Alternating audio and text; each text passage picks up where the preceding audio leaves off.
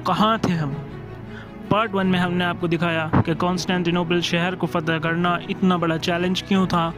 شہر کو فتح کرنا کیوں ضروری تھا، عثمانی ترک اس شہر کو فتح کیوں کرنا چاہتے تھے، سرخ سیب کی کیا کہانی ہے، اور عثمانیوں کے نئے سلطان 21 سال کی عمر میں سلطان محمد خان کیسے پاور میں آئے، اور جو ترک سلطانوں کی اپنے بھائیوں کو قتل کرنے کی روایت تھی، یہ ساری باتیں ہم آپ کو اس سیریز کے پارٹ 1 میں دکھا چکے ہیں۔ آپ دیکھ رہے ہیں دا ریئل ہسٹری، اور یہ ہے کانکویسٹ آف کانسٹینٹینوپل کا پارٹ نمبر 2۔ تو پارٹ 1 میں ہم نے بات کی تھی کہ سلطان محمد نے اپنے باپ سلطان مراد ثانی سے 2 سبق لیے تھے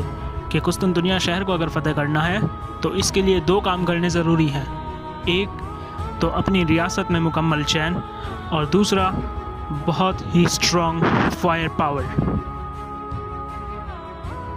سلطان بننے کے بعد محمد II نے ان دونوں شرطوں پر کام کرنا شروع کیا۔ بہرحال تخت کی پاور کو چیلنج کرنے والے اس کے دونوں بھائی تو پہلے ہی مقابلے سے آؤٹ ہو چکے تھے، لیکن ابھی بھی اس کی ایک سربین سوتیلی ماں جس کا 1 سال کا بیٹا تھا، جس کا نام اس کے باپ نے احمد ہی رکھا تھا، وہ ابھی بھی زندہ تھا۔ یہ بچہ اس وقت تو سلطان کے لیے کوئی خطرہ نہیں تھا، لیکن وہ سمجھ چکا تھا کہ اگر سرخ سیب حاصل کرنا ہے تو مکمل چین ضروری ہے۔ ابھی اس بچے کی عمر 1 سال تھی، لیکن ان فیوچر وہ بچہ کئی طرح کی بغاوتوں کو انجام دے سکتا تھا، اس لیے بہرحال یہ بچہ ایک پوٹینشیل تھریٹ تو تھا۔ تو عین اس وقت جب سلطان محمد کی سربین سوتیلی ماں اسے سلطان بننے کی مبارکباد دے رہی تھی، اسی وقت سلطان کے حکم پر ایک ملازم 1 سال کے احمد کو پانی میں ڈبو کر قتل کر رہا تھا۔ اگلے دن سلطان نے اس ملازم کو بھی احمد کے قتل میں موت کی سزا سنائی،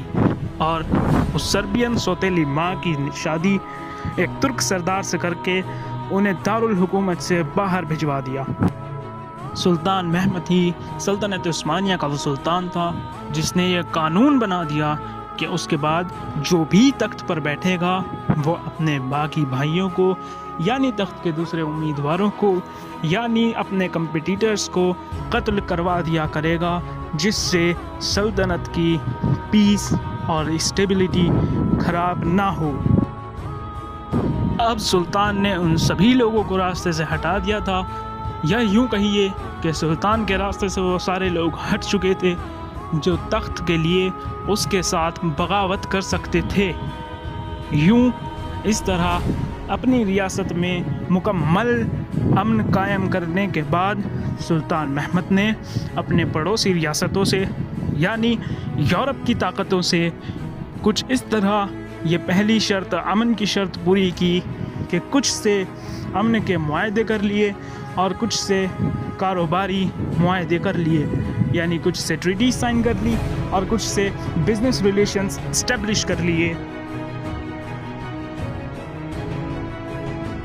اب اسے دوسری شرط پوری کرنی تھی، یعنی اب اسے ایسی توپ بنانی تھی یا تلاش کرنی تھی جو قسطنطنیہ کی دیواروں کو توڑ کر سلطانی فوج کو شہر کے اندر داخل کر سکے۔ 15ویں صدی کی شروعات میں جو توپیں بنتی تھی ان میں ایک مسئلہ تھا کہ ان کے گولے سلفر، سالٹ پیٹر اور چارکول سے بنے ہوتے تھے، جنہیں جنگ کے میدان میں ہی مکس کر کے توپ کے اندر بھرنا پڑتا تھا، اور جب فائر ہوتا تھا، فائر کرنے پر یہ گولا ٹارگٹ پر گرنے کے بعد دھماکے سے نہیں پھٹتا تھا، بلکہ ٹارگٹ پر گرنے کے بعد آہستہ آہستہ جلتا رہتا تھا، جس سے ٹارگٹ کو کم نقصان پہنچتا تھا۔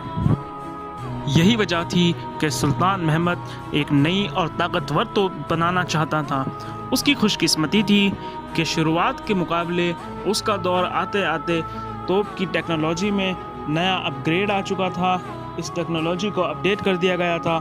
اب توپ کے گولے ایسے بنتے تھے جو گرتے ہی یا دیوار سے ٹکراتے ہی دھماکے سے پھٹتے تھے اور ٹارگٹ کو بہت نقصان پہنچاتے تھے۔ توپ کے ڈیزائن میں بھی نیا اپڈیٹ آ چکا تھا، اب یہ لوہے کی بجائے برونز کی بننے لگی تھی۔ برونز کی توپ بنانے میں حالانکہ خرچ تو زیادہ آتا تھا، لیکن ڈیزائن بہتر ہو گیا تھا اور برونز حاصل کرنا کوئی مشکل کام نہیں تھا۔ اس میٹر میں سلطنت میں شامل بلکان ریجن کی ریاستوں سے بھی فائدہ اٹھایا گیا۔ ان ریاستوں میں جو چرچ تھے ان میں کئی 100 کلو کی برونز کی بنی ہی گھنٹیاں لگی ہوتی تھی، تو اس کام کے لیے ان چرچ سے گھنٹیوں کو توڑ کر بھی برونز حاصل کیا جاتا تھا۔ یہ نئی اور اپ گریڈڈ ٹیکنالوجی سے بنی ہوئی توپیں 16 فٹ تک لمبی اور 700 پاؤنڈ وزن کا گولہ پھینک سکتی تھی، لیکن سلطان محمد کو اس سے بھی بڑی توپ چاہیے تھی جس کے کم سے کم گولوں میں قسطنطنیہ کی دیواروں کو زیادہ سے زیادہ نقصان پہنچایا جا سکے، کیونکہ وہ کسی بھی حال میں ناکام نہیں ہونا چاہتا تھا، جیسا کہ اس سے پہلے اس شہر پر حملہ کرنے والے ہوتے آئے ہیں۔ حالانکہ اس کا وزیر اعظم یعنی کہ اس کا پرائم منسٹر اسے بار بار ڈرا رہا تھا کہ قسطنطنیہ پر حملہ نہ کیا جائے، ورنہ بدلے میں سارے یورپ کے دیش ان کے خلاف یعنی عثمانی سلطنت کے خلاف ایک نئی جنگ شروع کر سکتے ہیں، جس سے عثمانی سلطنت کو بھاری نقصان بھی ہو سکتا ہے۔ وزیر اعظم خلیل پاشا محمد کے قسطنطنیہ فتح کرنے کے خواب کو ایک جنونی نوجوان کا پاگل پن سمجھتا تھا، لیکن سلطان نے اپنا خواب پورا کرنے کی مضبوطی سے دل میں ارادہ کیا ہوا تھا اور اس نے ٹھان رکھا تھا کہ اس بار وہ خالی ہاتھ لوٹ کر نہیں آئے گا۔ لیکن اب اسے ضرورت تھی ایک قابل توپ انجینئر کی جو اس کی مرضی کی طاقتور اور بڑی توپیں اس کو بنا کر دے۔ آپ کو ایک دلچسپ بات بتاتے ہیں، سلطان محمد خان سکندر اعظم یعنی الیگزینڈر دی گریٹ کو اپنا آئیڈیل سمجھتا تھا، اور وہ خود بھی قسمت کا سکندر ہی نکلا اور توپ بنانے کی اس کی خواہش پوری ہوئی۔ ہوا یہ کہ ہنگری سے ایک نوجوان توپ انجینئر قسطنطنیہ کے شہنشاہ کانسٹنٹائن 11 کے پاس توپ بنانے کی پیشکش لے کر آیا، لیکن اس نے ساتھ ہی ساتھ بہت بھاری سیلری اور بہت بڑے انعام کا مطالبہ بھی کیا۔ توپ بنانے والے انجینئر کا نام تھا اوربن نے جب کانسٹنٹائن 11 سے بہت زیادہ سیلری اور بہت بڑے انعام کی ڈیمانڈ کی تو کانسٹنٹائن نے اس بات کو ٹال دیا، کیونکہ ان دنوں قسطنطنیہ کی مالی حالت یعنی فائنینشل سٹیٹس بہت زیادہ اچھا نہیں تھا،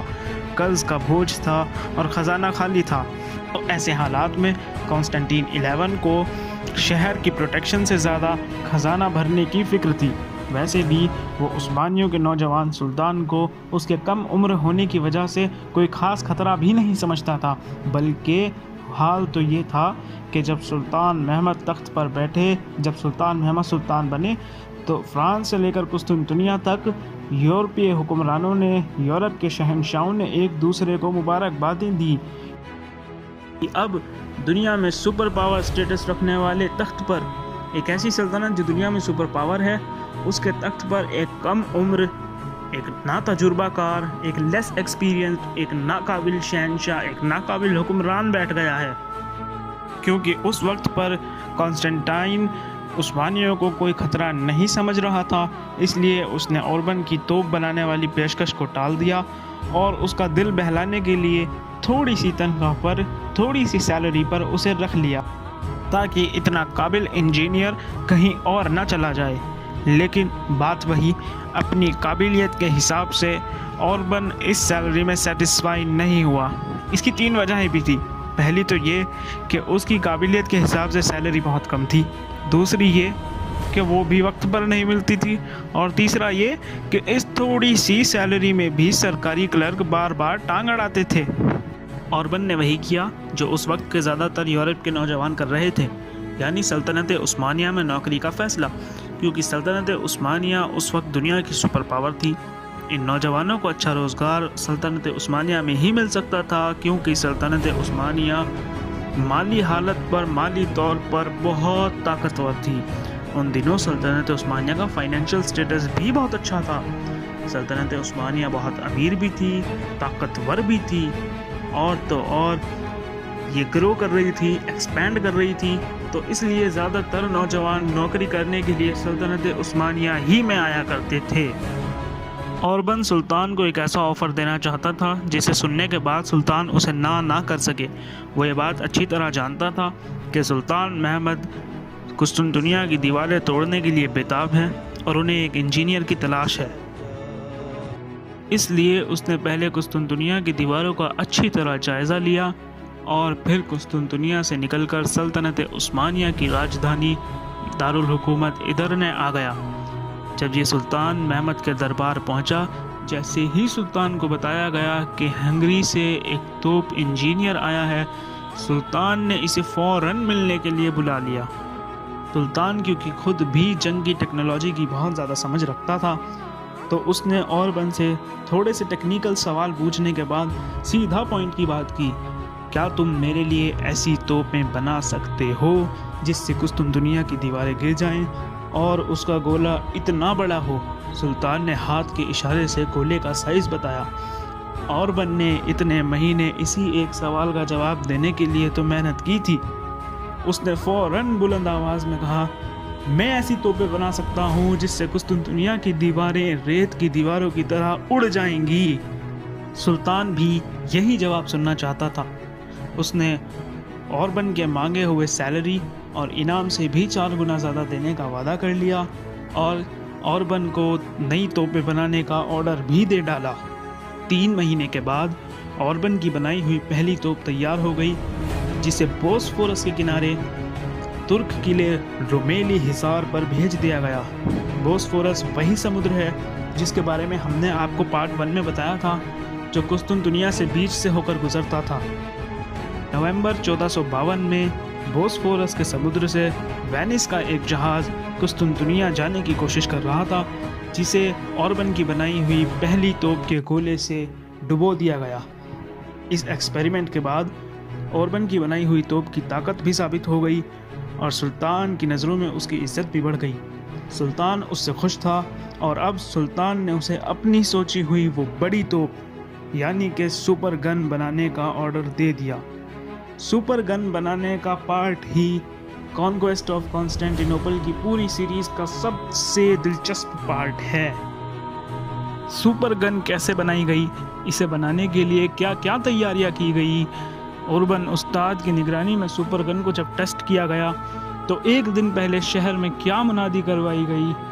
یہ کیا بات تھی جس کے لیے لوگوں کو پہلے ہی آگاہ کیا گیا، سپر گن کا گولہ کتنا بڑا تھا، اس سے کیا امپیکٹ پڑا، اس کے کیا اثر دکھے، کیا سپر گن بنانے کا ایکسپیریمنٹ پہلی ہی بار میں کامیاب رہا، یہ ساری باتیں ہم آپ کو دکھائیں گے کانکویسٹ آف کانسٹینٹینوپل کے پارٹ نمبر 3 میں۔ پارٹ نمبر 3 کا نوٹیفیکیشن آپ کو مل جائے گا اگر آپ نے ہمارے چینل کو سبسکرائب کر کے بیل آئیکن دبایا ہوا ہے، اور آپ یہ بھی ہمیں کمنٹ کر کے ضرور بتائیں اگر کوئی انجینئر اس ویڈیو کو دیکھ رہا ہے